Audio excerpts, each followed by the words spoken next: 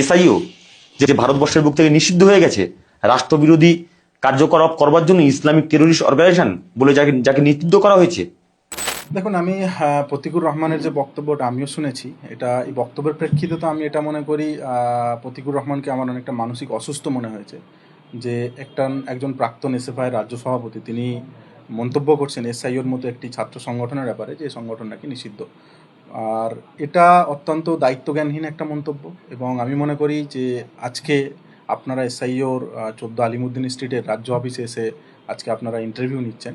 সুতরাং এসআইও মতো একটা ছাত্র সংগঠনকে, যে ছাত্র সংগঠন আজকে সমাজের বিভিন্ন স্তরের ছাত্রদের জন্য কাজ করে, ওবিসি ইস্যুতে আমরা আন্দোলন করি, বিভিন্ন ইস্যুতে আমরা রাজপথে নামি, সেরকম একটা ছাত্র সংগঠনকে তিনি নিষিদ্ধ হলে দায়িত্বজ্ঞানহীন এবং একটা ইসলামোফোবিয়া মানসিকতার পরিচয় তিনি দিয়েছেন।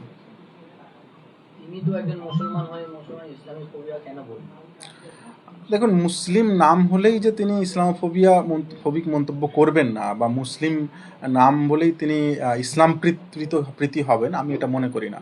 আমি মনে করি তিনি একজন বামপন্থী, আপাদমস্তক বামপন্থী, নিজেকে বামপন্থী বলেই পরিচয় দিতে ভালোবাসেন, এবং তার যে মন্তব্যগুলো আজকে আমরা শুনছি এগুলো কোথাও না কোথাও বামপন্থী ঘরানার কিছু মন্তব্য তিনি আজকে আমাদের সামনে করেছেন। এর পূর্বে অনেক বামপন্থী নেতা এই মন্তব্য করেছেন, বিভিন্ন মুসলিম সম্প্রদায়ের মুসলিম সংগঠনকে তিনি মৌলবাদী বলেছেন, তাদেরকে সাম্প্রদায়িক বলেছেন। আজকে সেই মন্তব্যই বর্তমানে প্রতিকুর রহমান করেছেন।